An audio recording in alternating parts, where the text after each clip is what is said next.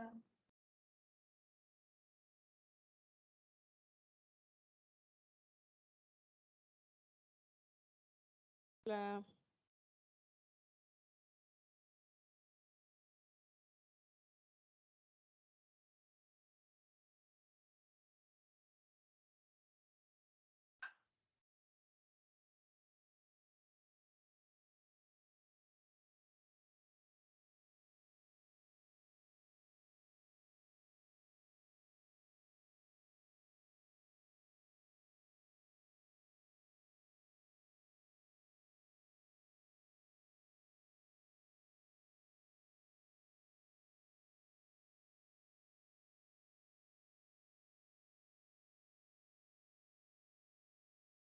Arquitecta, no se le escucha, no sé si solo soy yo.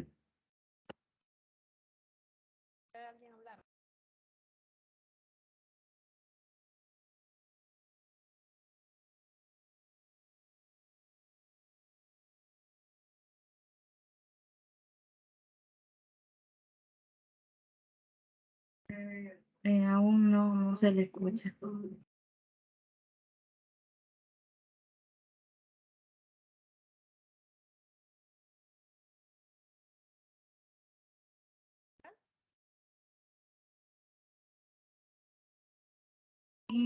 Se le escucha, pero es súper suave.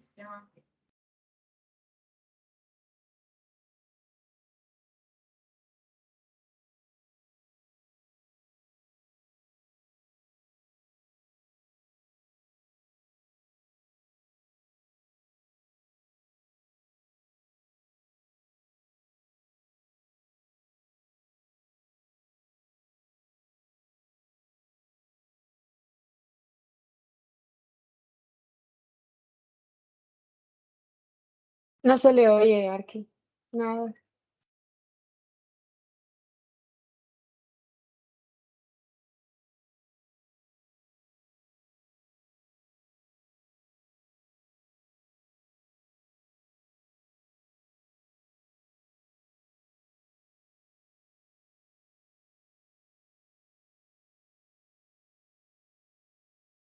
Hola. Sigue sin escucharse. Hoy sí se escucha. Ah, Ahora pues sí sí, se escucha. era la configuración quizás de de este Teams que es súper caprichoso, me parece. Pero bueno, buenas tardes, ¿cómo están? Buenas Buenas tardes, arquitecto. tardes. Bien. Buenas tardes. Buenas tardes, ¿qué tal la primera semana de clases?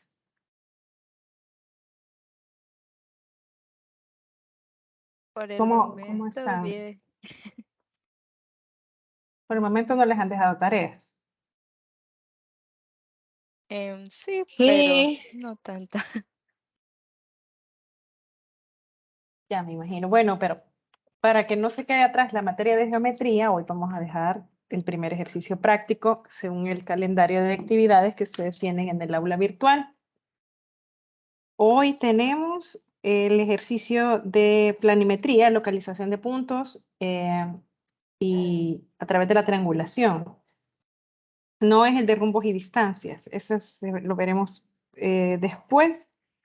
Pero la clase sí va a ser localización de puntos, rumbos y distancias y otra temática como de topografía general para dejar al final de la clase un espacio para el ejercicio práctico 1 que yo lo voy a dejar en el aula virtual y ese lo vamos a entregar, escuchen bien, el día 21 de este mes, es decir, el martes.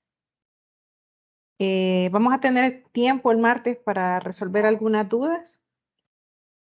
Y puede ser que sea hasta el miércoles, fíjense, para ser justa.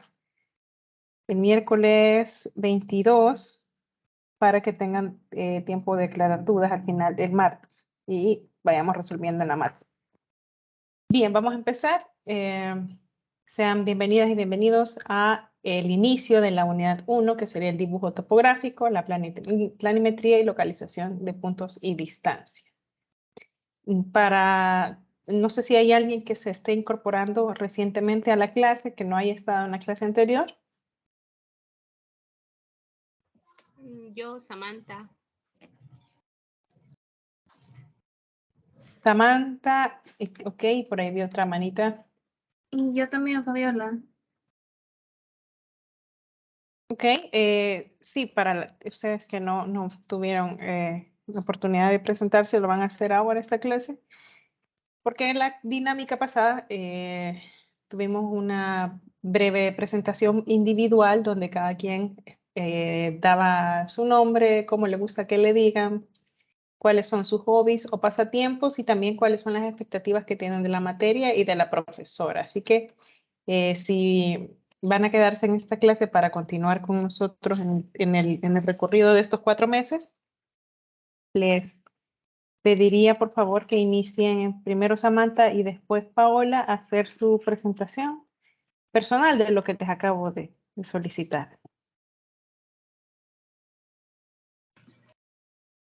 Buenas tardes, se escucha, sí, ¿verdad? Sí, Mi nombre es Samantha Ivette Sarabia Pérez, me gusta que me digan Samantha o Sam. Pues la vez pasada no me pude meter porque no sé por qué no me caía, ¿verdad? Los correos, pero ya ahora sí. Pues mis pasatiempos, pues ahora estoy estudiando inglés, entonces la mayoría del tiempo pues paso en clases o estudiando inglés, pero me gusta ir a la iglesia, me gusta estar con los jóvenes, acampar, salir, la naturaleza y todo eso. Y pues realmente espero aprender todo lo que tenga que aprender en esta materia. Desde el principio, pues concentrarme, estar enfocada, ¿verdad? En lo que debo de aprender. Y pues es algo nuevo para mí, pero sé que poniendo de mi parte, pues voy a lograr mis objetivos. ok, gracias Samantha. Probablemente el acceso, también a mí no me sale tu nombre, sino que me aparece solo tu carnet. Tengas que hacerlo desde la cuenta TI, es decir, ingresar desde sp18026 @ti.ues.edu.sb para que no tengas problema en el próximo acceso y yo no tenga que darte como la validez o el permiso para entrar, sino que nomás entres así. Además, el entrar desde la calidad del correo de TI te permite participar en el chat y posteriormente revisar las grabaciones.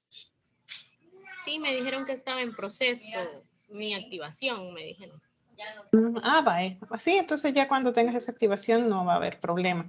Alguien me había escrito también, Gabriela, me parece que era el nombre de esta chica, que me había escrito porque se quería incorporar a esta clase. No sé si se pudo unir.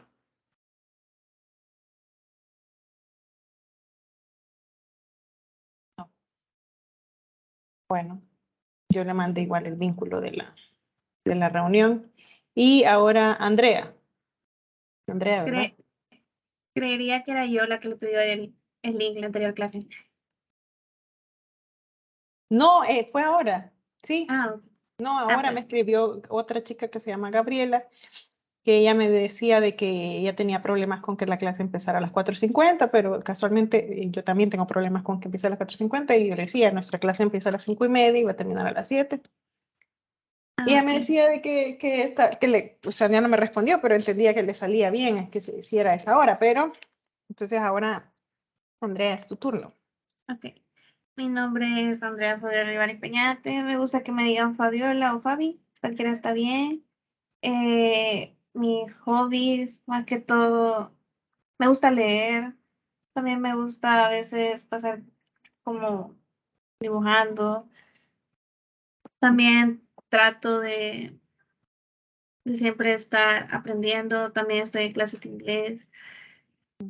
Creería que no le meto tanto como la otra niña, pero sí creo que es importante. Y pues con la materia espero lograr comprender todo y que todo me vaya bien en el ciclo. Qué interesante. ¿Y dónde estudian inglés ustedes? Pues yo en Direct English, ¿Y tú, Andrea? Perdón, Fabiola. En Prolingua. Ya. Qué bueno. ¿Y en qué nivel están? En avanzado, Yo en nivel 12. Ah, ok. Intermedio. Intermedio. Qué bueno. Eso es muy bueno en realidad. Yo creo que es algo que es indispensable para la vida profesional, el inglés. Pero a mí, de hecho, en Urba 4 me gusta ya dejar lecturas en inglés, porque a veces el inglés tiene otro espectro de investigación en cuanto a los temas de urbanismo que en el español se exploran menos o que también tienen una jerga diferente que se maneja en el inglés y se usa en inglés en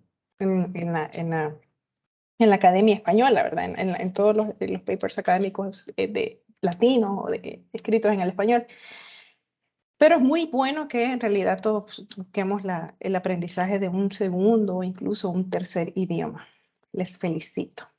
Bien, vamos a continuar.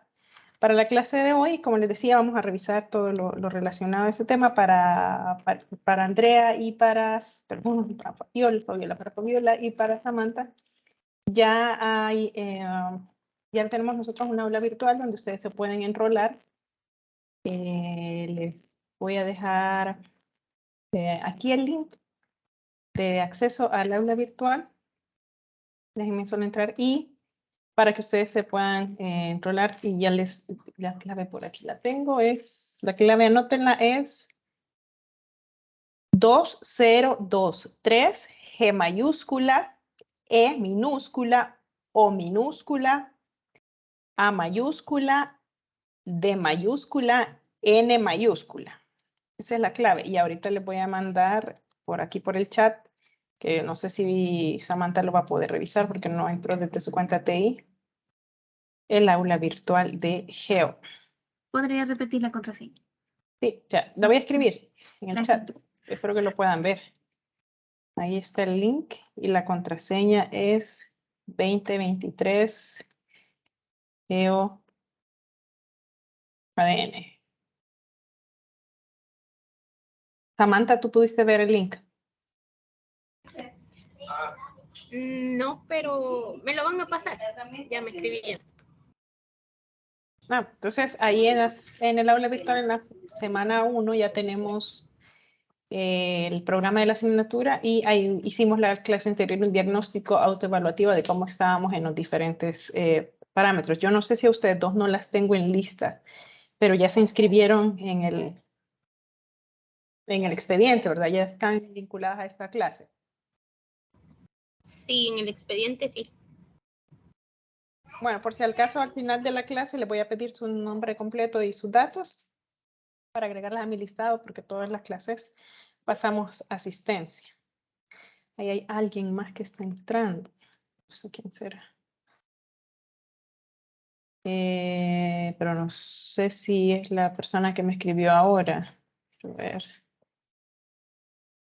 No, creo que no. ¿Quién acaba de entrar a la clase? Yo. ¿Ya habías estado en esta clase? ¿O es la primera Sí, vez? el martes. Bueno. Entonces, vamos a continuar. Como les decía, si pueden ver mi pantalla, vamos a hacer una breve dinámica, muy breve, no es necesario que participen todas y todos para no comernos el tiempo de toda la clase, pero sí me gustaría que quienes de verdad deseen participar lo hagan. Y la pregunta que les hago hoy, ya les hice al inicio, pero muy pocas personas respondieron, es cómo estamos hoy, cómo va la semana, cómo se sienten al final del viernes, un ciclo más de la universidad, más cerca cada día de titularse. Y para que me digan cómo se sienten, les planteo esta tarjeta de emociones. Fíjense que todas son diferentes emojis. Por ejemplo, tenemos los emojis que están en el recuadro rojo, que indican un estado de ánimo menos agradable y aún así, a pesar de ser menos agradable, tienen una energía alta de la sensación. En cambio, en los emojis amarillos tenemos una sensación o un estado de ánimo mucho más agradable combinado con una energía alta. Por ejemplo, un estado de ánimo menos agradable con una energía alta sería estar enojada, en mi caso, frustrada o nerviosa. En el caso de tener una energía alta y un estado de ánimo mucho más agradable, yo puedo decirles que estoy motivada, que me siento animada, que me siento feliz, y cada una de estas emociones se va reflejando con un emoji. Fíjense bien, también para el estado de ánimo de las partes superior de la página, en el recuadro celeste tenemos aquellos emojis que están asociados a una energía baja y a un estado de ánimo mucho menos agradable. Por ejemplo, cuando nos sentimos exhaustos, cuando estamos deprimidos o en una situación similar, decepcionados o tristes, o al contrario, cuando tenemos un estado de ánimo más agradable, pero en una energía baja, es decir, que estamos más tranquilos, pensativos, relajadas, calmadas, y cada uno se refleja, como les digo, con un emoji. Entonces me gustaría que respondan en el chat. Lamentablemente quienes no hayan entrado de su cuenta TI no me van a poder responder. Que me respondan en el chat con un emoji. ¿Cómo se sienten ustedes en estos estados de ánimo? En un viernes a las 10, casi 6 de la tarde. Yo les voy a contestar el mío.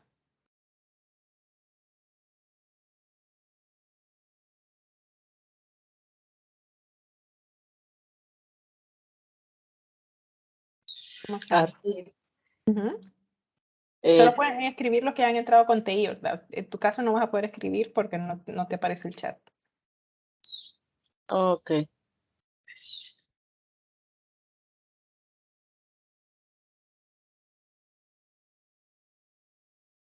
Pueden ahí responder libremente. La idea es que participemos y conversemos. Ya les voy a contestar cómo me siento yo.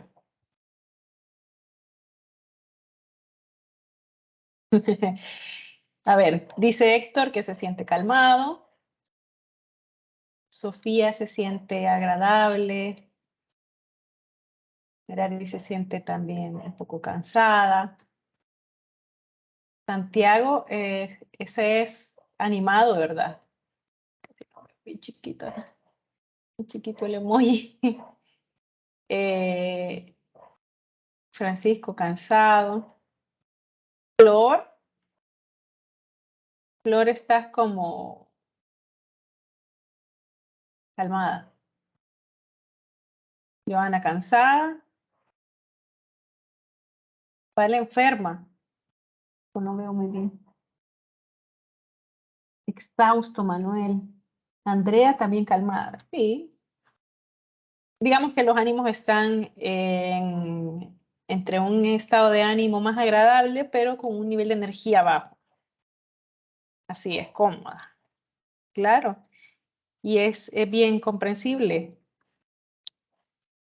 Cansada, pero calmada. Juan está animado, o feliz, o emocionado. ¿Cuál será de todas estas?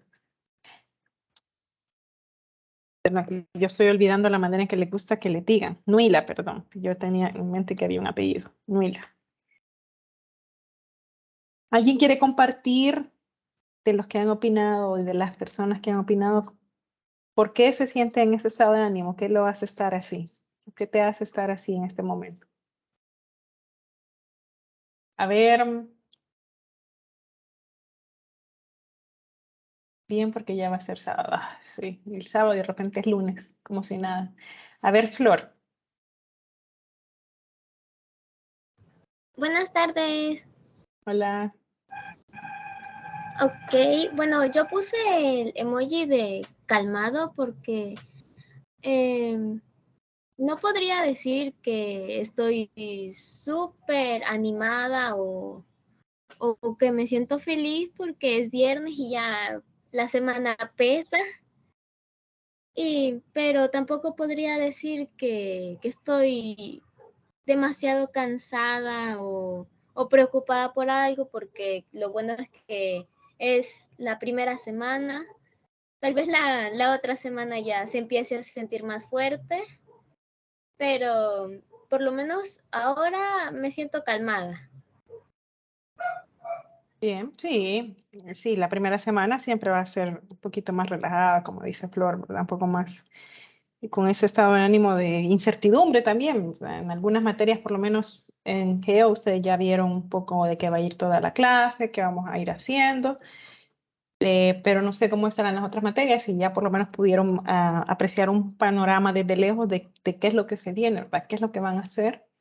Y también es incertidumbre para en algunos casos. En esta materia yo creo que tiene una mixtura entre incertidumbre de qué es lo que va a pasar, pero de cierta certeza de que por lo menos ya sabemos cuántos ejercicios vamos a hacer, ya sabemos qué evaluaciones vamos a tener. Lo que no sabemos en algunos casos es qué es geometría descriptiva, ¿verdad? ¿Qué es el sistema diédrico? ¿Qué son las proyecciones en dos planos? ¿O qué son los planos? ¿Qué son las rectas? Etcétera. Pero es algo que vamos a ir aprendiendo con el paso del el tiempo. A ver, ¿alguien más que lo quiera hacer de forma voluntaria?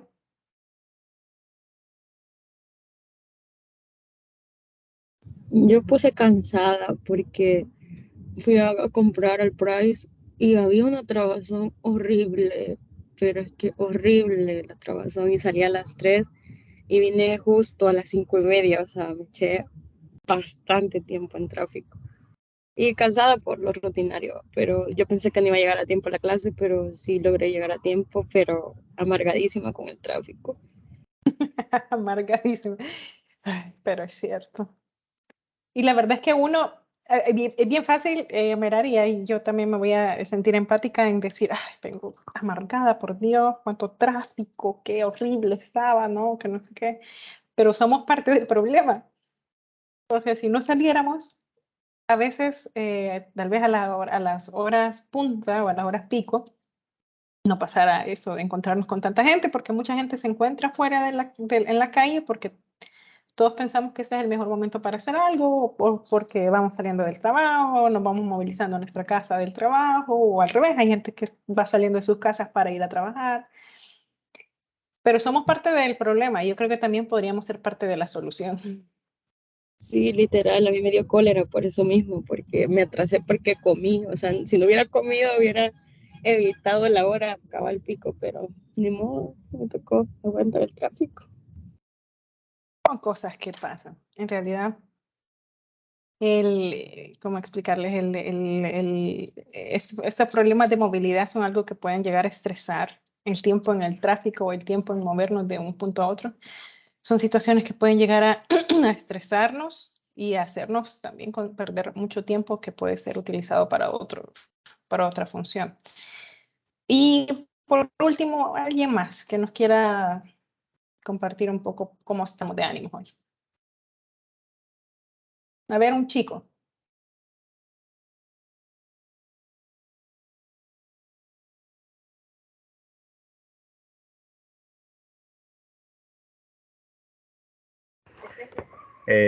Buenas noches, Arki. En mi caso, yo puse cansado porque yo trabajo de 8 a 6, pero hoy pedí permiso para salir a las 4, entonces salgo más temprano ahora para recibir la clase y sí siento bastante cansadito por recibir 4 clases diarias, casi seguidas, pero ya es fin de semana, así que todo bien. 4 clases y aún así trabajas. Wow. Sí, me dan tiempo ahí para recibir las clases. Y eso sí ha de ser agotador. Sí, me imagino, porque es cansado, súper cansado. Tener 2 trabajos también, les comento que es bien cansado. Es una cosa que cuesta, pero digamos que rinde los frutos y si uno disfruta los trabajos, entonces a veces no se siente, pero a veces el cuerpo no piensa igual que la mente. Cuando el cuerpo está cansado, no hay cosa más que pueda hacerse. Bien, vamos a seguir entonces. Muchas gracias por participar en la dinámica y vamos a entrar de lleno con un tópico que nos interesa, y es el tema de qué es la topografía. La topografía, para quienes ya tengan una noción más o menos, se trata de los principios y procedimientos que se emplean para determinar las posiciones relativas de los puntos de la superficie de la Tierra y su representación gráfica con sus formas y detalles, tanto naturales como artificiales. Entonces, siendo esto plasmado, la topografía nos indica todas aquellas estado natural de las condiciones del geoide y también del geoide que es la Tierra, y también aquellas modificaciones que puede haber tenido por procesos constructivos, de edificación, de nivelación, de obras civiles, etc. Monge, en este caso, es considerado, Monge es un matemático, el inventor de la geometría descriptiva. Y este sistema permite representar superficies tridimensionales en objetos sobre una superficie bidimensional. Existen entonces, en este caso, diferentes sistemas de representación que sirven para este fin, como la perspectiva cónica, el sistema de planos acotados, pero el más importante es el sistema diédrico.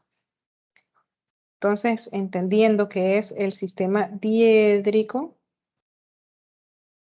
nosotros esto lo vamos a manejar mucho. Cuando yo les diga estos planos, esta representación la vamos a hacer en sistema diédrico, ya vayan acostumbrándose a este lenguaje. También conocido como sistema de Monge, que fue desarrollado por persona en su primera publicación en el año de 1799. En su forma moderna, la geometría surgió de la mente del matemático francés Gaspard Monge, de quien le mencioné anteriormente, como una generalización al espacio del sistema de coordenadas cartesianas del plano, previamente formalizado en el siglo XVII, permitiendo visualizar de una forma relativamente más sencilla y eficaz tanto curvas, superficies, objetos que son tridimensionales o volumétricos sobre el plano de papel, convirtiéndose en una herramienta de gran utilidad para generar planos detallados de piezas complejas, facilitando la comprensión en su figura geométrica. Entonces, un principio muy básico es la percepción del ojo, ¿verdad? Como el ojo, ay, perdón.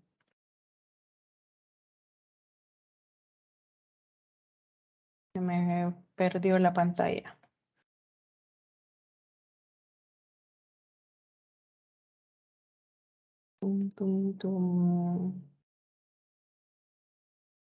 Aquí. Sí, entonces les decía, ¿verdad? Cómo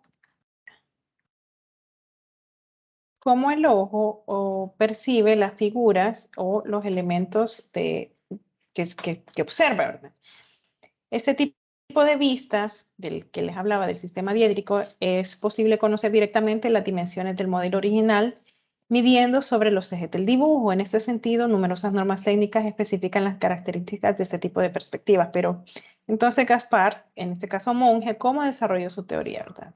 Como primero observando bien cómo es que la persona o el observador percibe la imagen de una forma cónica, es decir, que en la medida que se acerca más al ojo, esta va perdiendo sus dimensiones, ¿verdad? En la cuestión de la perspectiva, todo aquello que parece más grande de lo que es y lo refleja de manera inversa ya dentro del ojo. Entonces se observa que como a medida que se aleja el objeto del punto visual del observador, se va rebajando el ángulo de visión, se va disminuyendo. Entonces, Monge, ¿qué es lo que propone? Que al ubicar el objeto en el infinito, es decir, colocando con una distancia que desconocemos, que puede ser bastante alejada, los rayos proyectantes serían paralelos y los percibimos en forma diédrica, es decir, en dos dimensiones. Entonces, estas son las bases o los precedentes del dibujo diédrico, ¿verdad? Observar todo el análisis de los elementos a una distancia infinita tal que permita deconstruir la perspectiva cónica y llevarla a una perspectiva paralela, que lo que hace es reflejarnos en igual magnitud el elemento. Entonces, esto es como son las bases, los precedentes, conceptos básicos que también podríamos revisar, que se podrían profundizar, pero que los vamos a detallar de manera más específica cuando entremos de lleno a la geometría descriptiva. Entonces, para introducirnos a un nuevo proyecto, sea este un proyecto de un levantamiento como el que vemos acá, ¿verdad? Una persona que está con un teodolito levantando todo el entorno del geoide o una superficie, debemos recabar toda la información que sea necesaria acerca del terreno que sustentará el edificio o para el fin que sea, ¿verdad? Puede ser que un terreno no sea específicamente levantado para construir un edificio o para erigir algún tipo de infraestructura, sino que también puede ser levantado para un uso recreativo, para hacer un espacio público, para hacer la vialidad. Fíjense, últimamente pueden observar ustedes que en diferentes puntos de la ciudad se están haciendo levantamientos de puntos topográficos que lo pueden hacer o con estación o con estación total, que es un elemento parecido a este, o con teodolito, que es uno de los métodos más antiguos, o hay personas incluso que utilizan el GPS. Pero esto, ¿por qué? Para sustentar proyectos o estudios de obras civiles que están en ese proceso de estudio, en un proceso de factibilidad probablemente.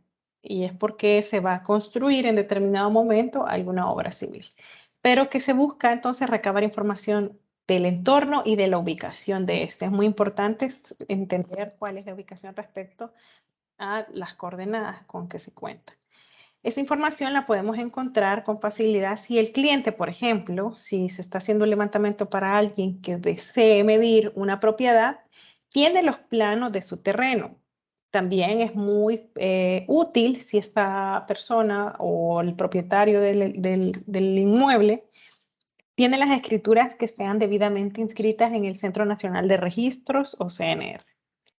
Algunas veces la persona o cliente puede no tener el plano de ubicación o de la propiedad, es decir, que no tenga un plano como tal que pueda servir de precedente. Entonces, es ahí con donde entra el papel de la topografía y los instrumentos que se utilizan para levantarla para contener toda esta información en los planos y hacer las medidas más exactas, ¿verdad? Probablemente también siempre se tenga que hacer una rectificación si el cliente ya posee el plano. Si el cliente ya posee un plano topográfico, no tiene un plano topográfico, pero a lo mejor sí tiene un plano perimetral de su propiedad, se tiene que hacer la rectificación en campo para constatar realmente que el plano esté en correctas dimensiones. Aparte, ¿verdad? Tenemos, esta es como, para los que llevan urbanismo conmigo, ya vimos un poco las oficinas descentralizadas. Ahí la oficina descentralizada más próxima que tenemos en el AMS es la OPAMS junto con el Consejo de Alcaldes del AMS. Y si, por ejemplo, hablando o haciendo la suposición de que un terreno o una propiedad se encuentre dentro del AMS, este tiene que obtener diferentes trámites que establece la Ley de Urbanismo y Construcción, donde se ampara el reglamento de OPAMS. Pero si este, por ejemplo, no tiene la calificación del lugar, que este es un trámite que se utiliza para certificar o para verificar, para verificar el uso, el uso del suelo que tiene, y se plantea un proyecto que no sea compatible con los usos que el esquema director dictamine para esa propiedad, puede ser acreedor a una multa. Por ejemplo, en los usos que sean proyectados como usos comerciales que tengan una alta contaminación, tanto auditiva o contaminación visual, contaminación ambiental, cerca de áreas residenciales que están destinadas precisamente como áreas residenciales, pueden, como les indicó, hacerse acreedor a una multa o una infracción. Si se va, por ejemplo, a remodelar una casa o una propiedad, para adaptarla a un uso diferente, se tiene que aplicar el proceso, se tiene que introducir el proyecto en el proceso de una calificación del lugar.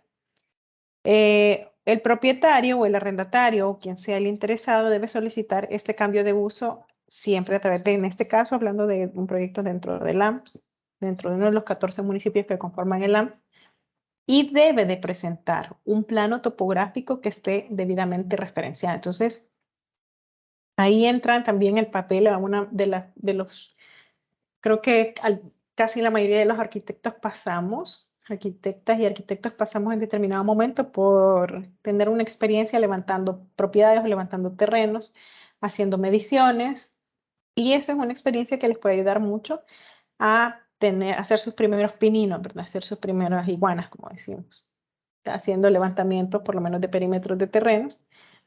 Y si se tuvieran las herramientas para hacer un levantamiento topográfico, mucho que mejor. Y si se conoce el oficio, claro.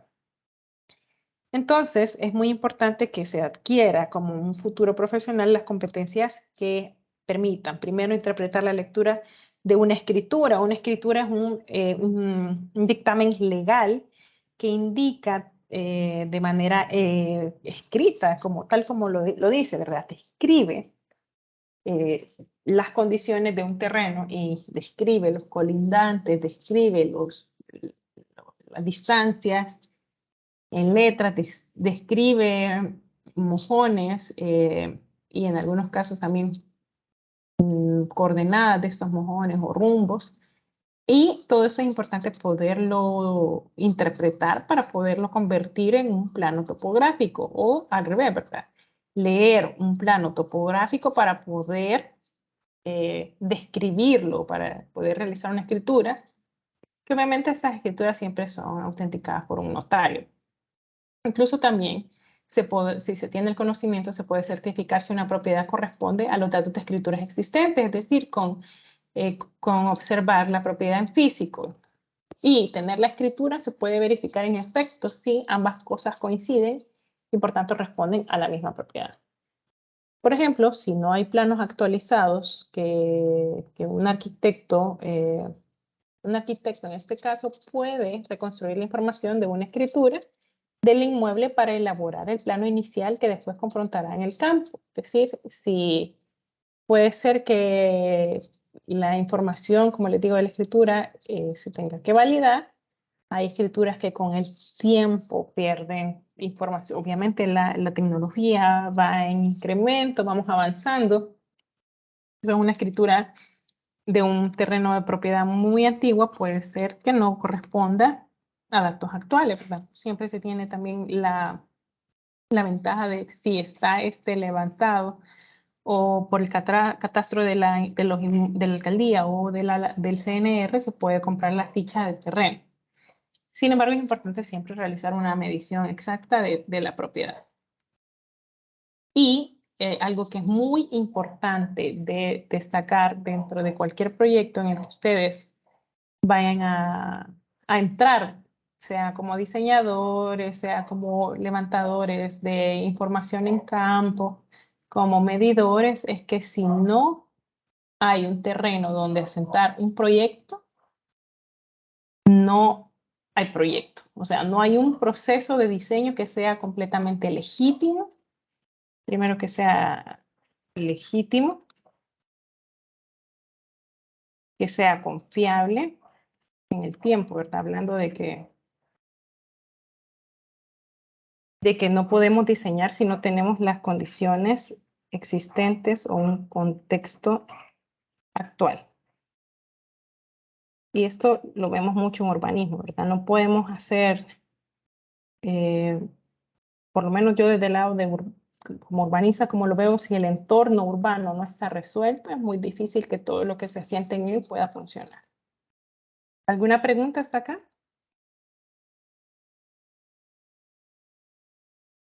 Vayan anotando, por favor. Sí, vayan anotando todas estas cosas. Es importante que ustedes tomen sus propias notas, no se acostumbren a que porque estas clases quedan grabadas o porque estas clases no son como presenciales, no son presenciales donde yo pueda verificar en efecto que estén anotando, poniendo atención, no lo hagan. Como yo les decía, no sé si lo dije en esa clase, hagan que su tiempo sentado frente a una computadora, frente al celular, valga la pena. Valga la pena el tiempo que invierten en estar esta hora y media acá. Así que eso como primera recomendación. El levantamiento topográfico, entonces, que se lleva a la determinación de posiciones relativas en el espacio. A eso le vamos a llamar levantamiento topográfico y se va a desarrollar por la medición de distancias horizontales y distancias verticales entre los diversos objetos terrestres. Y también la determinación de ángulos entre alineaciones, obtención de la orientación de estas alineaciones y situación también de puntos sobre el terreno, valiéndose de mediciones previas, tanto angulares como lineales. Entonces, un levantamiento topográfico se puede desarrollar en dos partes. La parte que yo les decía, que una vez sí sabemos que sí tenemos un terreno, primero es el trabajo de campo, donde se obtiene la información directa los datos del terreno y también posteriormente tenemos, este es el paso 1 y tenemos el paso 2, que sería el trabajo de oficina para el cálculo, los dibujos adecuados. Y a partir de estos trabajos se puede desarrollar la representación gráfica del terreno y esta se elabora en 2 formas de dibujo. Como les decía, la medición de las distancias, medición de ángulos, medición de desniveles, y que como resultado de las anotaciones y dibujo de croquis en una libreta de campo como esta. La van a usar en topografía y la van a hacer el otro ciclo. O este ciclo. ¿Cuándo llevan topografía? Después de este llevan topografía. Entonces, como les decía, ¿verdad? Se puede hacer el trabajo de oficina que se corresponda con la planimetría, y cuando hablamos del concepto de planimetría, como lo vemos acá, vamos a hablar de una poligonal, que es lo que ustedes ven acá, el polígono que se forma alrededor de un terreno o lo que encierra un terreno. Las curvas de nivel, que las pueden ver también acá, curvas de nivel que son los desniveles de la topografía existente y que son desniveles que se toman respecto a el nivel del mar. Entonces, estos 200, 150, 100 metros indican metros sobre el nivel del mar. Entre más bajo esté el número, más cerca del mar está, es decir, más cerca de la cota cero, que la cota cero la vamos a conocer o interpretar en las costas del mar, en nuestro caso, en nuestras costas del Pacífico. Y las curvas o los números que vayan en ascenso van a indicar una elevación superior, más alejada todavía del nivel del mar. También está el paso de la planimetría, que está determinada por los cortes o perfiles. Tenemos 2 ejemplos acá, fíjense bien. Son como los cortes que hacemos para una sección arquitectónica, parecidos. Por ejemplo, en el eje de las X, eso lo vamos a ver más a profundidad en nuestra clase próxima de curvas de nivel. Esa la tendríamos, creo que la vamos a tener ya, si no es esta clase, la otra. Tendríamos entonces las curvas de nivel en planimetría, que eso es lo que se va a reflejar en el eje de las X del corte o del perfil, y en el eje de las Y lo que vamos a ver son las elevaciones. Aquí indicaríamos, por ejemplo, 1200 metros sobre el nivel del mar, 1400 metros sobre el nivel del mar, etc. Y se va haciendo la coincidencia o el ploteo de diferentes puntos, tanto que estén en la superficie como en la elevación, y se van uniendo. Se van colocando puntos y al unir esos puntos vamos a tener la sección, es decir, como que si el terreno, por ejemplo, estamos haciendo la sección de este terreno. Si el terreno lo quisiéramos ver en una sección que vea hacia el sur, por ejemplo, considerando que este es el norte. Es como si las curvas empiecen a reflejarse respecto a su elevación en esta línea recta de corte. ¿Alguna pregunta?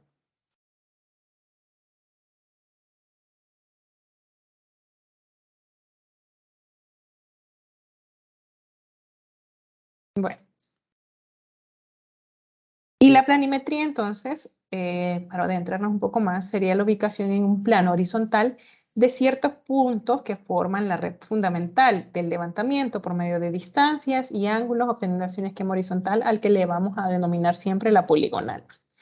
La poligonal de este terreno, por ejemplo, está formada por 5 lados. Y cada uno de estos lados está conformado por mojones, que son los puntos donde se intersectan 2 lados. La orientación de esto está dada por un rumbo y por una distancia que nos va a determinar la longitud y el sentido de este lado de la poligonal. Y tenemos la altimetría, como les decía, aquí como para verlo un poco más comprensible en esta 3D. Y sería la determinación de la elevación de ciertos puntos de referencia mediante la nivelación vertical, y vamos a denominarlo corte, ¿verdad? Esto es el plano que nosotros vemos en una poligonal puede ser que esta sea la poligonal, y estas son las curvas de nivel, que siempre las curvas de nivel cierran, en algún punto cierran. Y fíjense bien que para que vayan teniendo un poco más de comprensión respecto a la altimetría, nosotros observamos aquí dos crestas. Hay una cresta acá y hay otra cresta acá que se ven claramente que van a ser más altas, porque fíjense cómo está la curva aquí, perdón, el nivel, la cota está a 1400, y en la medida que nos vamos alejando va descendiendo. Entonces nos da claramente la perspectiva de que estos dos son dos crestas, son dos puntas, digamos, dos elevaciones marcadas. Fíjense bien cómo se reflejan en la tridimensionalidad, en efecto, ¿verdad? El nivel en estas dos especies de montañas es superior que el resto de las curvas que estaban más alejadas. ¿Alguna pregunta? Arqui, Alguien preguntó en el nos, chat. ajá, sí, anteriormente preguntaron en el chat, tal vez no lo alcanzé a ver. Pregunta que si los niveles de un terreno válido es diferente a un inmueble ya construido. Sí, eso es lo que hablamos al inicio, ¿verdad? Los niveles de la topografía en general siempre va a medir tanto el terreno natural, como es el que vemos nosotros aquí, como si fuese un terreno que ya ha sido modificado, es decir, que ya tenga el concepto aplicado de cortes y rellenos. Quiero mostrarles. Espérenme. Por ejemplo, este terreno pudo haber sufrido un corte que lo deje plano en la curva 103. Es decir, que ha sido modificado y ya va a estar plano acá, por ejemplo. Ya no vamos a tener los valles reflejados porque se hizo un corte, estamos suponiendo cuadrado, que nos va a indicar en un perfil, por ejemplo, si tuviéramos un perfil, que el terreno iba en descenso, pero cuando llegó a la curva 103, se hizo recto y probablemente tenga una construcción. Y también la topografía puede ser aplicada para la medición de niveles construidos, no solo de la topografía natural. Por ejemplo, lo que les decía, ¿verdad? Aquí tenemos el nivel, permítanme, nos quedamos en el nivel 1300, digamos que hasta ahí fue emparejado el terreno. Pero también el edificio que estamos midiendo tiene tantos niveles y su último piso mide 1330. Es decir, que este punto del edificio está en la cota 1330 metros sobre el nivel del mar. No sé si contesté la pregunta.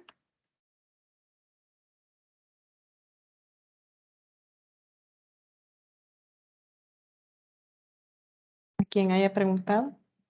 Arqui, hola, no sé si me escucha. ¿Sí? Vaya, en este caso, digamos, si estamos hablando de que el nivel estamos en 1300, ahorita está diciéndonos que hay un edificio de 10 niveles. No sé, depende de cuánto tenga el entrepiso del nivel. Yo solo les estoy diciendo que la topografía es capaz de darnos también la elevación de un elemento que se ha construido, no solo del terreno natural. Y en el momento que se le ponen los planos, digamos, en los arquitectónicos, le vamos a poner el nivel de piso terminado, le tendríamos que poner 1330, digamos, si fuera el último piso. Si es un levantamiento topográfico, por ejemplo, que esté en base a los niveles de curvas naturales, sí se pondría así, si fuera un levantamiento topográfico. Pero, por ejemplo, si ustedes como arquitectos determinan que el NPT de la curva 1300 es 0 más 0.00, esto es igual a que estos son los 1300 metros, porque esta es la topografía natural y esta puede ser la topografía que ustedes empiezan a asignar. Si ustedes determinan que este es el nivel que naturalmente representa una cota 1300 sobre el nivel del mar, pero que para su proyecto arquitectónico va a ser el nivel 0. En ese caso, mi NPT, en este caso en particular, mi NPT de este ejemplo sería mi nivel 0 más 30 metros. 30 metros. ¿Se entiende la diferencia? Sí, Arqui, ya le entendí. Sí, todo claro.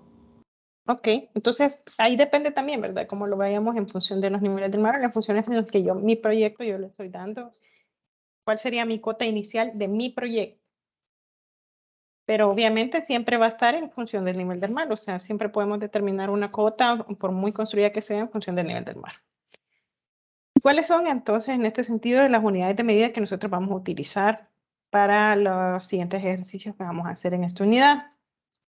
Esta va a ser mediciones angulares y lineales, y para medir los ángulos vamos a utilizar tanto el grado, el minuto y el segundo, representando el grado por el símbolo de grado, el minuto por una comita superior, un prima, digámoslo, y el segundo por dos primas. Y en la mayoría de los levantamientos se obtiene precisión aproximando las lecturas de los ángulos al minuto, pero en los trabajos de gran precisión se aproxima hasta los décimos de segundos. Entonces, entre más información le demos a la medida, entonces significará si le damos segundos, está haciendo más preciso el ángulo. También la medición de distancias, esto es un elemento bien básico, o sea, esta cinta flexible es algo que todavía se usa. Y más que todo se utiliza en los terrenos de campo, en la información que vamos a levantar en campo. En campo es bien difícil ir a utilizar un láser de estos que son los distanciómetros que proyectan una luz donde determina la medición de un punto a otro. Porque en el campo el láser no nos sirve tanto porque estamos contra la luz del sol, entonces siempre esta herramienta de la medición con cinta va a ser imprescindible, digamos. Y la medición de las distancias va a ser la base de la topografía, aun cuando en un levantamiento los ángulos puedan leerse con precisión.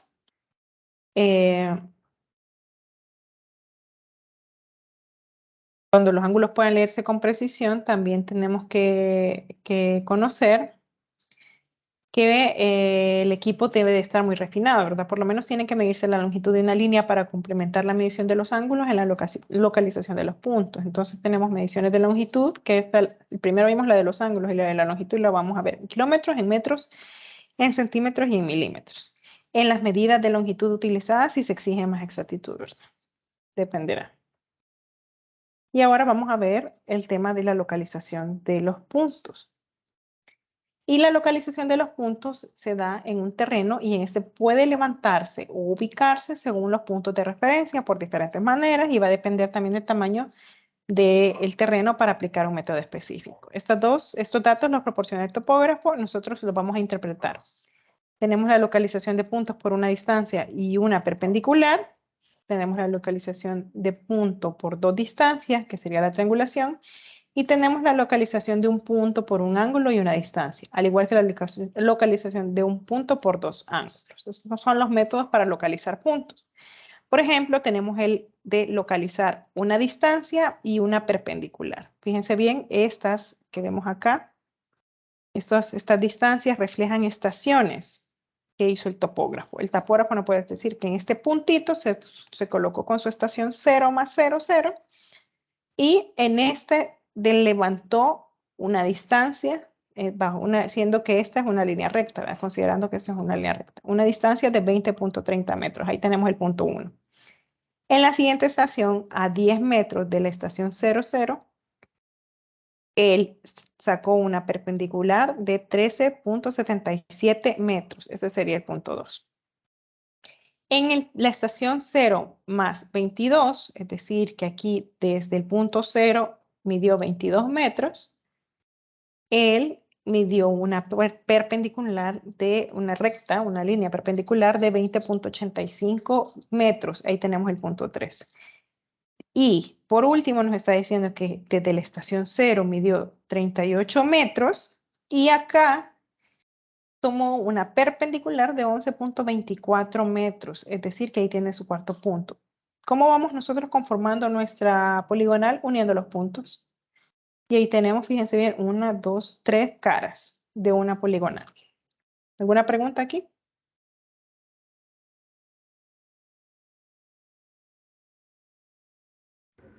Supongo que entre más cerca se tomen las estaciones, mejor va a ser el análisis del poligonal, ¿verdad?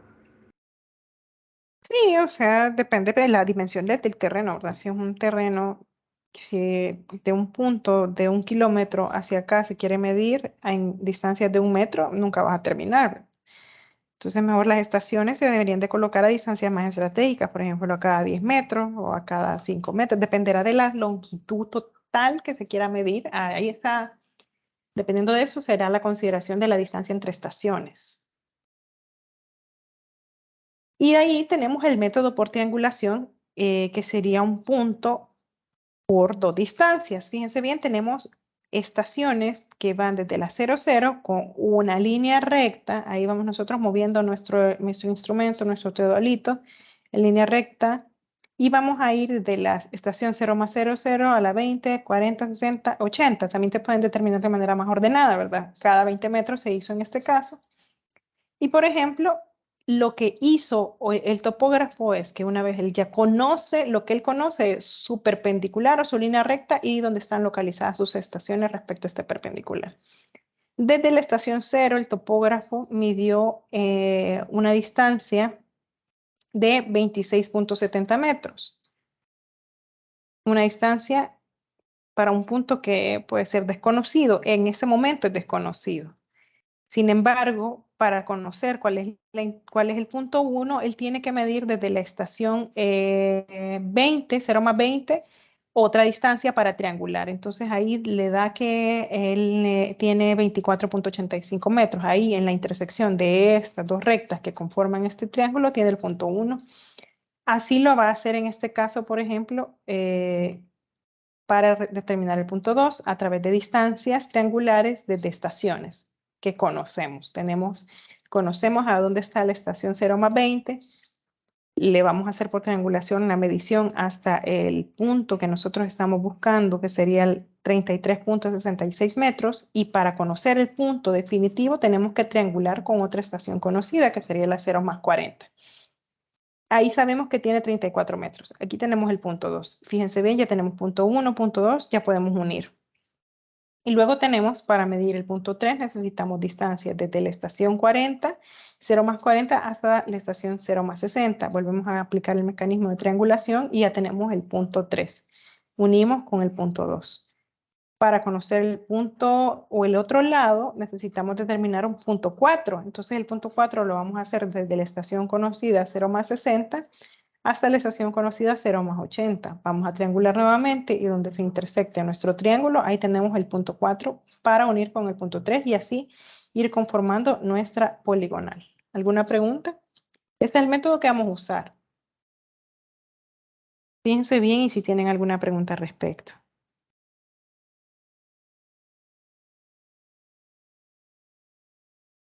Arquitecta, ¿y las X que se marcan ahí, qué representan exactamente? La X, por ejemplo, es una distancia que no conocemos. Aquí no sabemos cuánto mide, pero obviamente como ya tenemos dos puntos, lo que podemos hacer es medir y ahí vamos a conocer cuánto tiene nuestro lado de la poligonal. X puede ser un número, por ejemplo. Al determinar yo la distancia entre estos dos puntos a través del método de triangulación, esto es un método auxiliar. Fíjense, todo esto que yo estoy aquí señalando con el puntero son líneas auxiliares. La línea que a mí me interesa conocer es la distancia o la recta que hay desde el punto 1 hasta el punto 2. Este es mi lado del polígono. Al conocer estos dos puntos, yo ya puedo determinar una distancia, yo ya puedo determinar un rumbo también. ¿Sí? Ok, gracias. Y tenemos el método que también lo vamos a poder utilizar y es el método de la distancia y el ángulo. En este caso, nuestro amigo, el topógrafo, levantó una recta siempre donde ubicó sus estaciones y tiene de la 0 más 0, 0,10, 0,20 y 0,30. Ubicó sus estaciones a cada 10 metros y él utilizó un mecanismo de ángulo combinado con recta para encontrar el punto. Entonces él tiene un grado o tiene la primera línea el primer ángulo, perdón, que le dice que él tiene 82 grados desde esta recta hasta acá. Y conoce que hay una distancia de 25.32 metros hasta este punto. Ya tiene un punto. Luego, desde la estación 0 más 10, él sabe que hay una distancia de 0 más 75. Perdón, aquí yo estoy confundiendo. No, no es 0 más 75, es de 75.15, 75 grados, 15 minutos, y sabe que hay una distancia de 40.10 metros. Y aquí ya terminó su punto 2.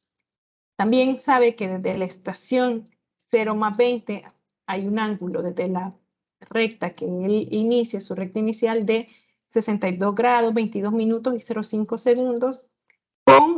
Ahora ya conoce un sentido de la recta, él ya sabe hacia qué ángulo está inclinada esta recta. Lo que no conoce es lo que conoce también, perdón, es la distancia.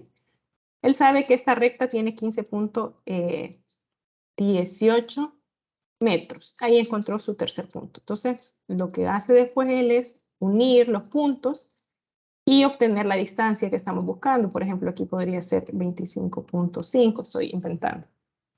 Y aquí le va a dar una distancia de 18.0, por ejemplo. Y él ya conoce los lados, ¿sí? ¿Y esas distancias de dónde las saca? Usted dice que ya las conoce, pero ¿de dónde las conoce?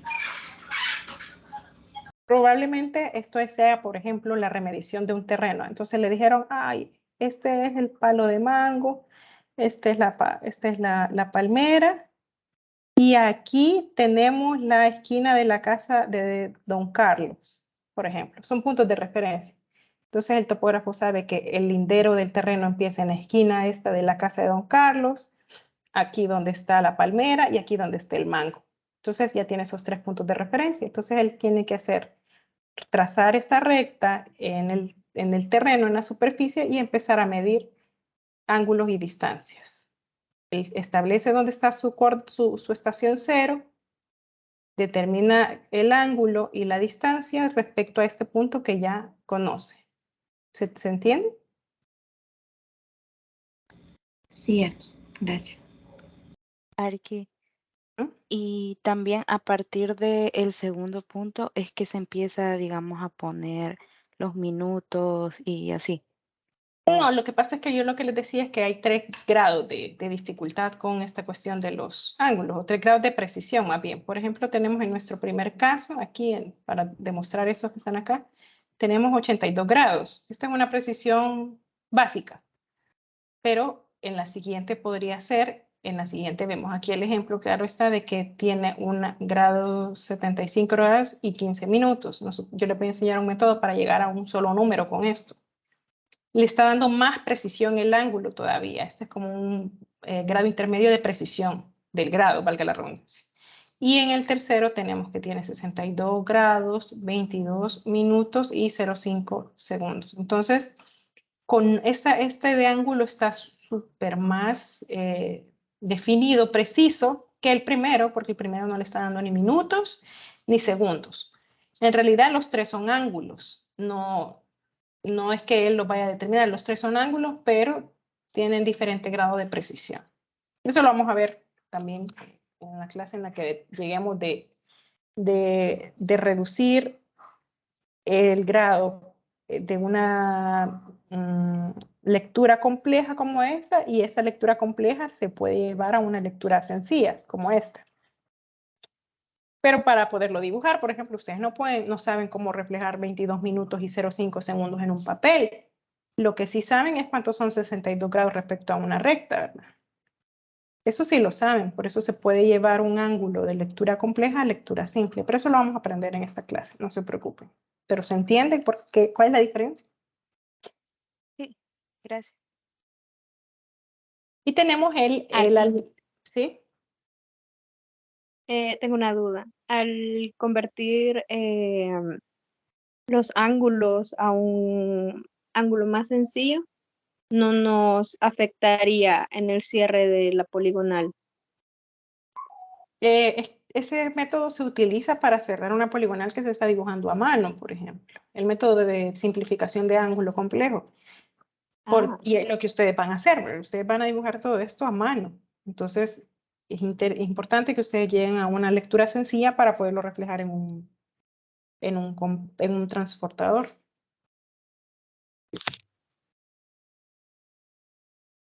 Y tenemos el método de los dos ángulos, que es cuando el topógrafo le dijeron, aquí está, esta es la esquina de la casa comunal. Esta es la esquina del mojón. Y acá tenemos que esta es la esquina de donde está la casa de, quiero ver dónde está la piedra, o sea, la piedra grande de tal petate. Y aquí está el palito de Pepeto, no sé. Entonces él ya conoce estos puntos, o sea, lo que no sabe es cuánto distancia tienen o cómo levantarlos. A veces no se sabe tampoco ni siquiera, a veces podría no tener referencias como estas. A veces lo que tiene son esta información, que es lo que en realidad es lo que nosotros tenemos. Entonces a lo mejor él no conoce estas referencias, pero sí tiene la información. Sabe que tiene 82 grados desde la estación 0 y sabe que tiene 78 grados desde la estación 0 más 10. Al unir esos 2 grados, ella obtiene un punto. Sabe que desde la estación 10 tiene 75 grados 15 minutos y que tiene desde la estación 020 85 grados. Al juntar esos dos puntos, sabe cuál es el punto 2. Y sabe que desde la estación 20 tiene 62.22 grados. Fíjense que aquí no le está dando nada de distancia, la información que se tiene es en ángulos. Y sabe que desde la estación 0 más 30 tiene 75 grados. Entonces él va a obtener ahí sus puntos, va a unir su poligonal y va a obtener las distancias que él está buscando, que es cómo cerrar su poligonal. ¿Se entiende?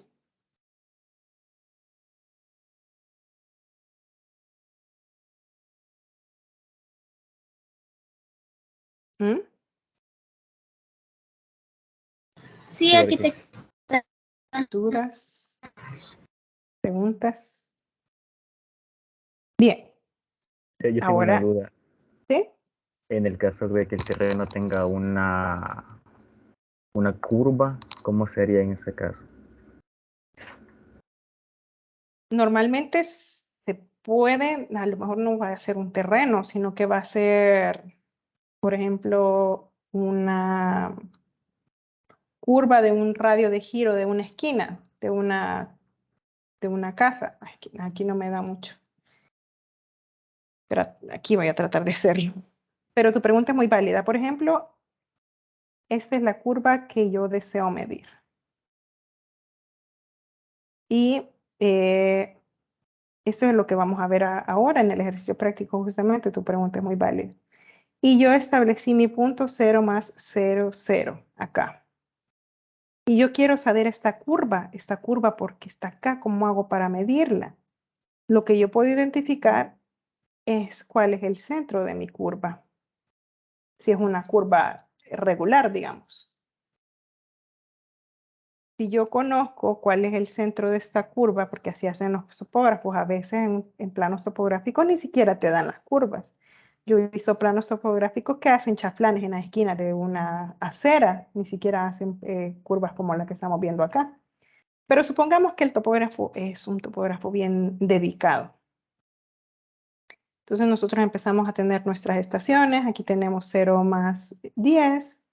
Aquí tenemos 0 más 20 y así sucesivamente. Entonces, lo que va a hacer el topógrafo o la información que nos va a dar para medir esta curva probablemente es que él determine cuál es el centro de la curva.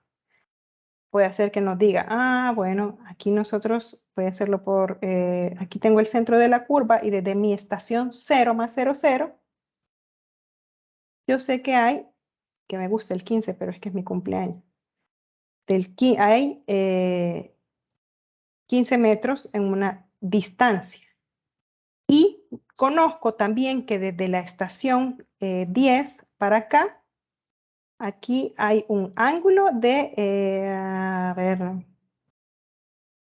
60 grados, siendo así objetiva. Entonces yo sé aquí, por ejemplo, que tengo 60 grados para acá, uniendo estos dos puntos, desconozco la distancia, pero sí conozco la distancia desde la estación 0 más 0, 0, hasta donde está el centro de mi curva. Suponiendo que es una curva de un cuarto de círculo. ¿Qué me queda a mí para conocer la cuerda de mi curva? La cuerda es la longitud. Para conocer esto. Conocer cuál es mi radio. Bueno, mi radio aquí de giro son 6 metros y como es regular, aquí también hay 6 metros. Entonces ya ahora sé cuál es, tengo que hacer el cálculo, ¿verdad? De mi cuarto de círculo. Sé que aquí hay 6 metros, aquí hay 6 metros, hay fórmulas, no me acuerdo cuál es la fórmula de la cuerda, pero así voy a determinar la longitud. ¿Se entiende? ¿Fran? Sí, aquí se entiende. Gracias.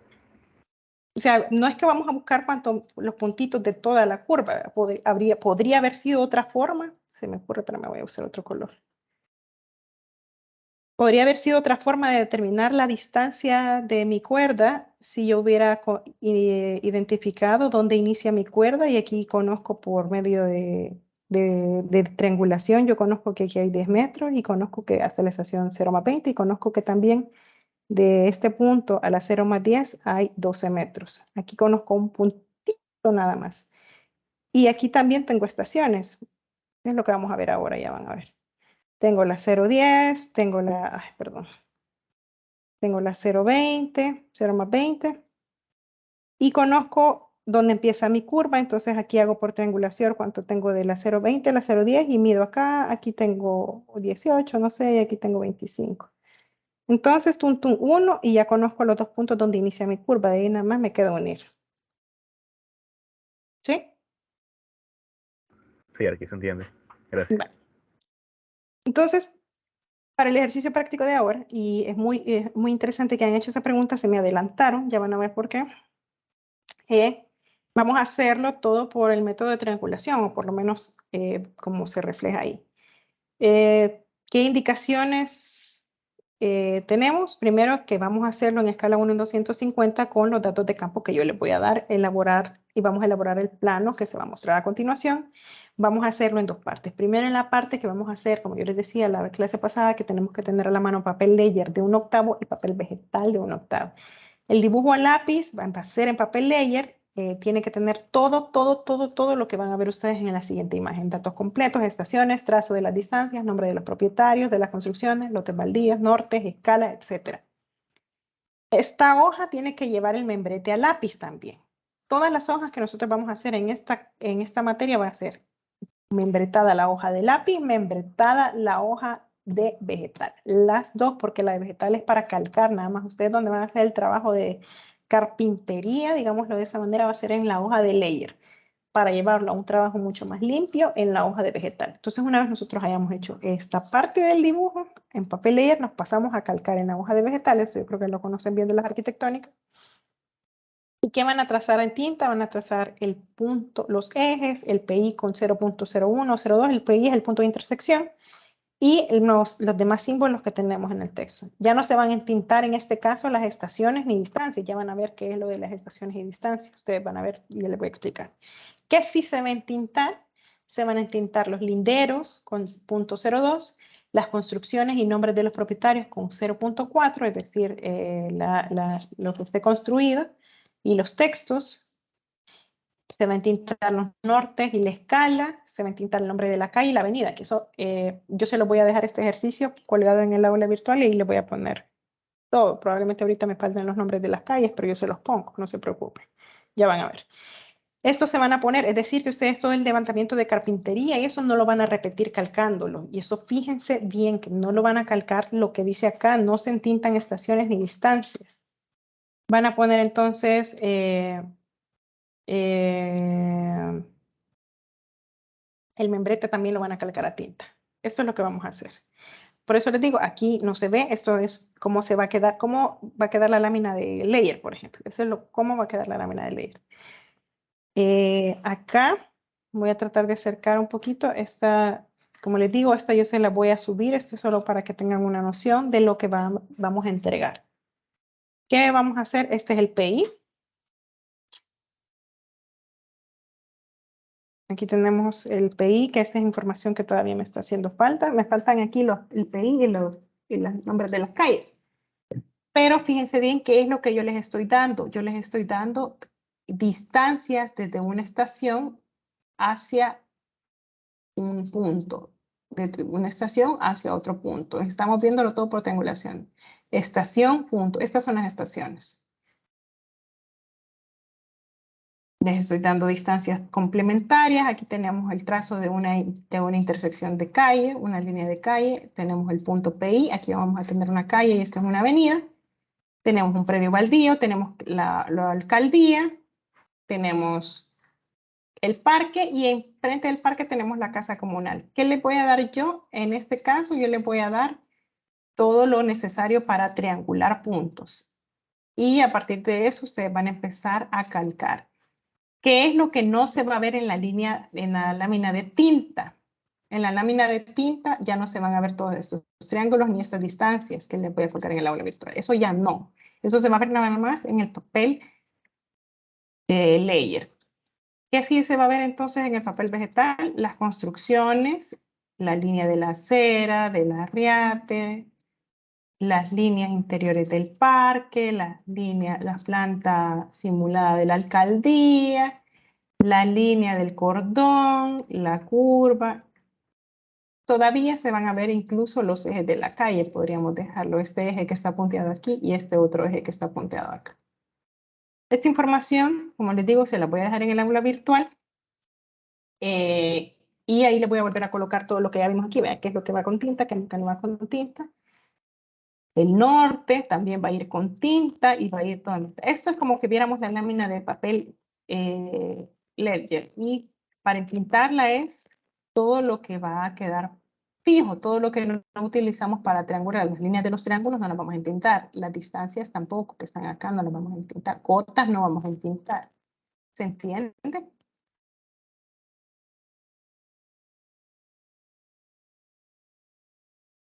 Sí se entiende, Arqui. Sí, Arqui. Ajá. Fíjense bien, entonces, aquí me falta alguna información. Por ejemplo, este va a ser el punto de intersección, que sí debe de ser. Aquí, por ejemplo, está la línea de calle. Aquí me falta el nombre de esta calle. Le vamos a poner calle. Vamos a suponer que estamos en Santa Tecla Siriaco López. Sí, lo voy a poner. Y aquí me falta el nombre de la avenida, que también se lo voy a poner. Y la avenida, ay, qué horrible la letra aquí, Manuel Gallardo. Manuel Gallardo, quienes saben, viven en Santa Tecla ya conocen por ahí. Eso me falta, ¿verdad? Es que no van a tomar de referencia acá porque aquí ni se ven las distancias. Pero lo que quiero que entiendan y pongamos en práctica es lo de la triangulación y las estaciones, que las estaciones son estas que ven ustedes aquí, ven las estaciones que el topógrafo trazó en el eje de la calle y a partir de ahí empezó a hacer su levantamiento topográfico. Lo que preguntaba Frank, ¿cómo puedo obtener una curva si no sé cómo llegar a la curvatura de esta? Pero sí puedo triangular, en este caso, el centro de mi curva. ¿Sí? Como les digo, esta información se la voy a dejar en el aula para que empiecen a revisar. Y lo vamos a ver el martes para entregar el 22. Esto cuando se entrega, aquí esto sí lo voy a anotar acá, esto lo vamos a entregar el día 22 de febrero. ¿Qué fecha es? ¿Qué día cae esto? Esto cae día miércoles. El día martes 21, que sería nuestra próxima clase, yo voy a revisar avances. Y vamos a despejar dudas. ¿Quedamos? Otra cosa importante, ¿cuál es el membrete que vamos a utilizar en este ciclo?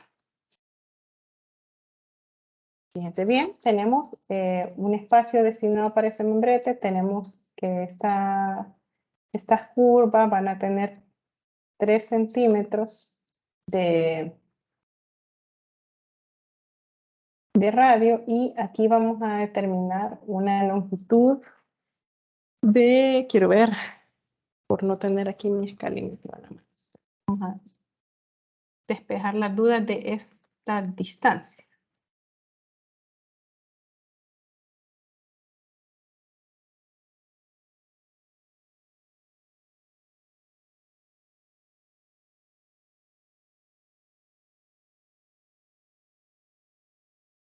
Bien, aquí vamos a tener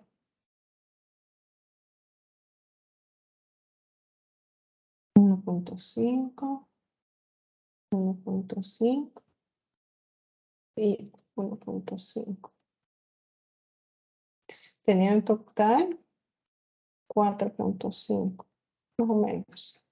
Yo lo dejo a criterio de ustedes. Ustedes ya pueden modelar un membrete. Lo que sí es que no es, esto no me lo vayan a hacer así, no me van a venir con que esto es un ángulo recto, así, no me quedó tiempo de hacer la curva, no tengo compás. Ya tienen que tener compás, esta curva me la tienen que hacer y aquí les estoy diciendo que son 3 centímetros que tiene de radio. ¿Qué información es importante que se vaya acá? En la primera casilla y los puntos también, miren, aquí podemos utilizar un punto 8, aquí podemos utilizar para la distancia, la distribución interna del cajetín 0.2 y para el texto podemos utilizar un 0.4. Entonces, ¿qué información? Como les digo, ya notaron esto, ¿verdad? Pues lo puedo borrar. ¿O alguna pregunta de los puntos y las distancias para que les explique el contenido? La distancia de los márgenes con respecto al borde de la página. Aquí pueden dejar 2 o 1.5. Aquí pueden dejar 2 y aquí también pueden dejar 2 o 1.5. Estos, como les digo, estos cajetines van a ir siempre en el lado derecho de la lámina. Es importante que ustedes hagan líneas guías aquí, líneas guías del texto, no me van a venir con texto pando, sino que hagan líneas guías para cada texto, tanto para el texto pequeño, que puede ser que no vaya. Este texto puede no ir, el chiquitito, pero por ejemplo aquí en Carnet, sí pónganlo, porque esta información es importante. El de hoja también, fecha también y escala también aquí. Pero por ejemplo, unidad, sí, pero estudiante no lo pongan. Ya sé que un nombre que va a aparecer ahí es el suyo, el mío no va a aparecer por ningún lado. Bien, y esta distancia de acá a acá, ustedes distribuyanlo aquí como les quede mejor. Pero lo importante que tenga esto es que tenga información.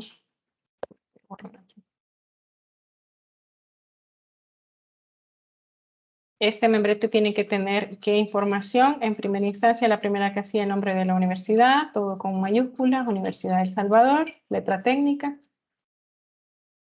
En la casilla de abajo, el curso, estamos en curso de geometría descriptiva, carnet. Aquí le ponen, no sé, CP 18001, no sé.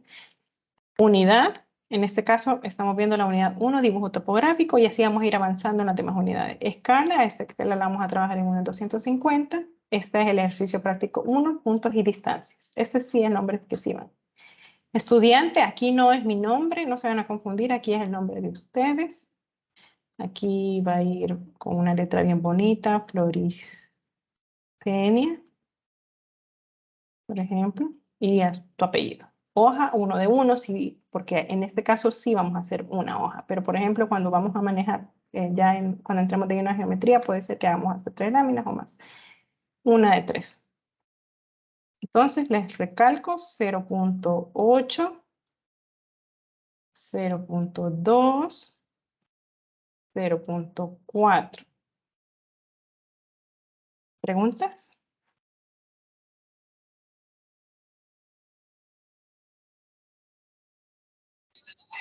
Sí, una pequeña pregunta, Arqui. Las letras pequeñas también hay que ponerle, donde dice unidad, tema, lámina, escala, fecha, carnet. Vaya, aquí, por ejemplo, esto no me lo pongo. Curso no lo pongamos. Estudiante tampoco, porque ya sé que el único nombre que va a estar acá va a ser el de ustedes. Puede ser que aquí no, tampoco tema de lámina, lo voy a interpretar. Lo van a interpretar ustedes, pero estos 3 sí pónganlos. Carnet también. Esto es importante, a veces puede no entenderse qué es. Y unidad también. Ahí los demás no es necesario. Ok. Recuerden entonces para esto que vamos a utilizar líneas guías para el texto. Es importante. Letra técnica. Compás para hacer las curvas que están en las esquinas. Y plumillas o rapidógrafo cuando ya lo vayan a entintar, ¿verdad? En la lámina de leer. O los rapidógrafos.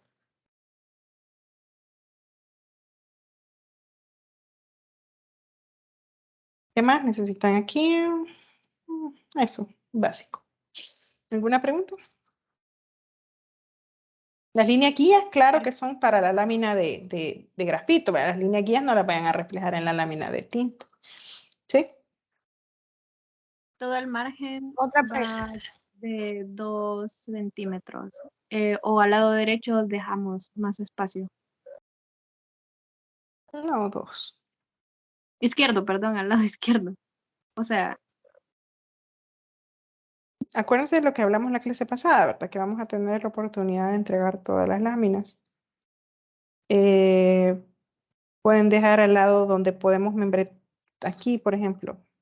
Aquí podemos dejar un poquito más.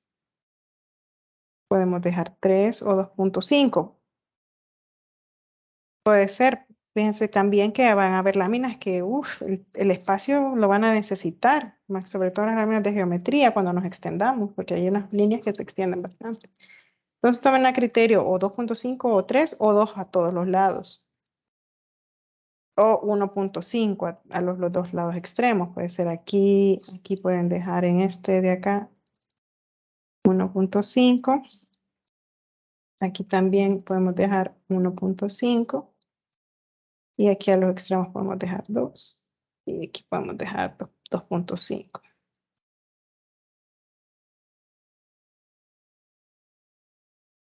Para que les quede más espacio. ¿Sí? El día miércoles solo se entregaría el de lápiz por las correcciones que dijo, o se entregaría el de tinta también. El día del martes vamos a hacer revisión, acuérdense. Martes vamos a revisar cómo va esto, dudas, para que ya en la noche solo entinten, que eso es algo más rápido, y me lo entreguen al día siguiente. Y el miércoles, la hora límite sería. Hasta la medianoche. Y al correo. Todo es a través del aula virtual, por eso les digo que ahí les voy a dejar la tarea. Ahí van a ver ustedes cuánto tiempo cuentan, cuáles son las condiciones de la entrega, cuál es la carga de archivos. Solo los archivos que me van a subir a mí van a ser en este formato.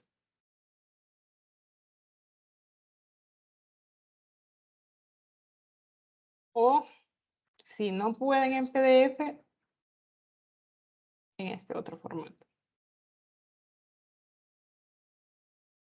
Es más fácil así. No, bueno, yo lo restringo también. Yo puedo ponerle ahí que no quiero que me entreguen otro formato que no sean estos dos. Como les decía, traten de que cuando carguen los archivos, los carguen en un solo PDF, por ejemplo. Los unan, por eso les recomiendo más el PDF.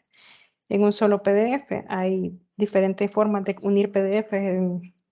Se pueden unir en Photoshop, se pueden en Illustrator, etc. ¿Preguntas?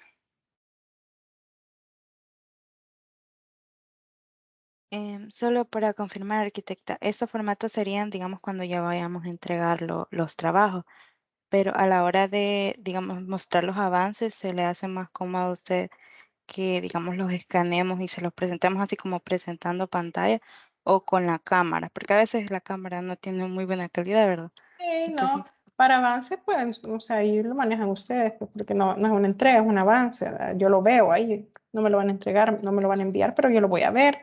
Creo que sale mejor que le tomen una foto, un escaneo y ya compartan su pantalla, si tienen duda. ok, gracias. Pero sí, lo que quiero que tengan claro es que, por ejemplo, para esta entrega son 2 láminas, tanto la lámina de Ledger y la lámina de vegetal.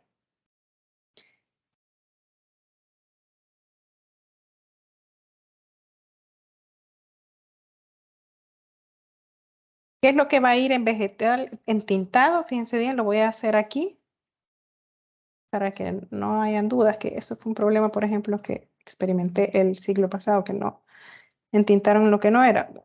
Estoy haciendo lo posible por ir recto, pero lo que quiero decirles aquí es lo que está en amarillo es lo que van a entintar.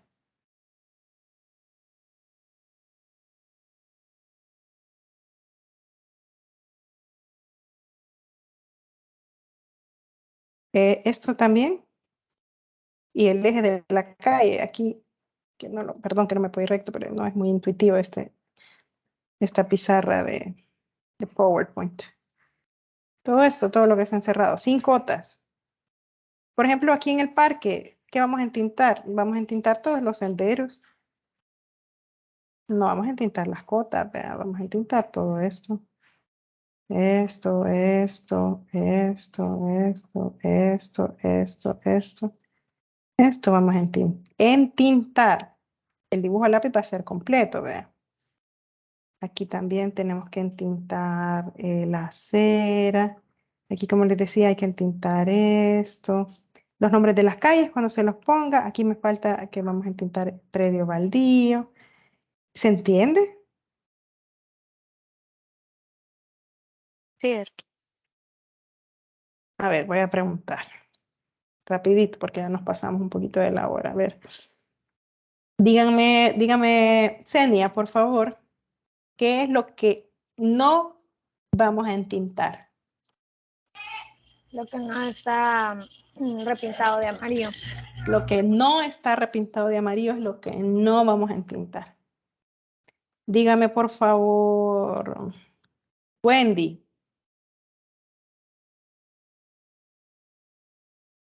¿Qué es lo que sí vamos a entintar? Más que todo lo que está amarillo. Sí, todo lo que está amarillo. Así es. Todo lo que está amarillo, que están viendo ahorita, es lo que sí vamos a entintar. Y todo lo que está en esta lámina es lo que van a llevar al lápiz. Como entonces, repito, esto lo vamos a hacer en una entrega a través del aula virtual. Búsquenlo en la primera, o se los estoy dejando en la semana 1 o se los estoy dejando en la semana 2 a través del método de tarea. El método de tarea consiste en la carga del archivo. Hay un tiempo determinado, yo lo voy a poner como fecha límite de las 11:59 del 22 de febrero. Traten de hacerlo mejor un solo PDF. Aquí me faltó también que tienen que entintar esto que dice parque.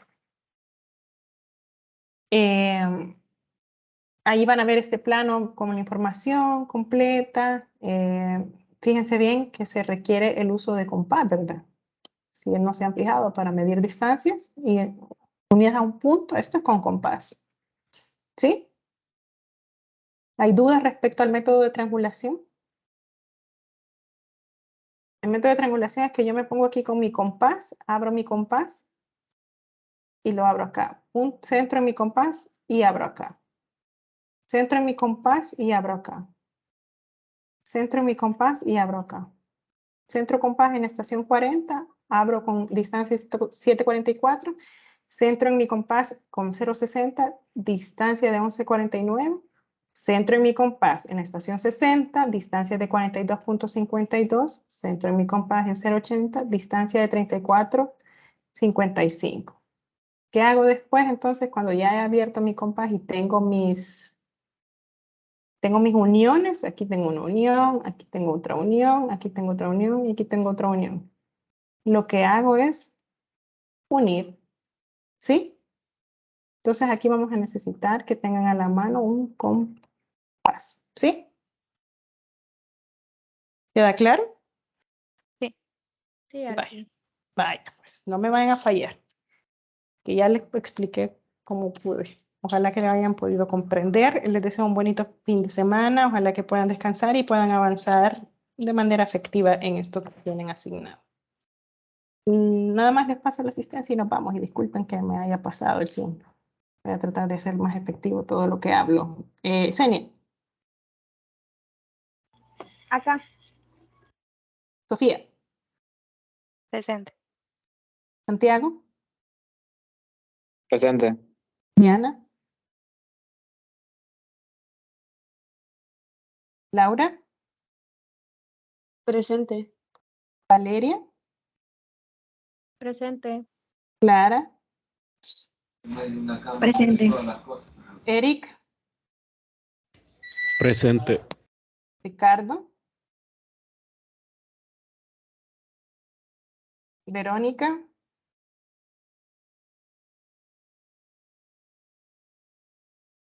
Ariel, Presente. Joana, Presente. Merari, Presente. Francisco, Presente. Flor, Presente. Nuila, Presente. Andrea, Presente. Manuel, Presente. Gabriela, Presente. Samantha,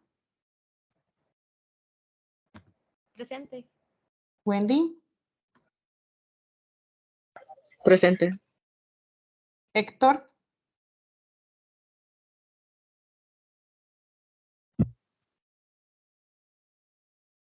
Héctor, Héctor, está Creo que no presente. le funciona el... Ajá, creo que no le funciona el micro, pero lo abre, pero Sí, no se porque... escucha. Ajá. No sirve mi micro, ok. Y Elsie. Presente. Ok, ¿hay alguien a quien no haya mencionado?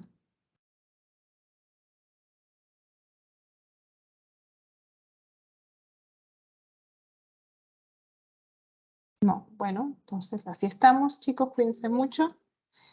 Quiero ver.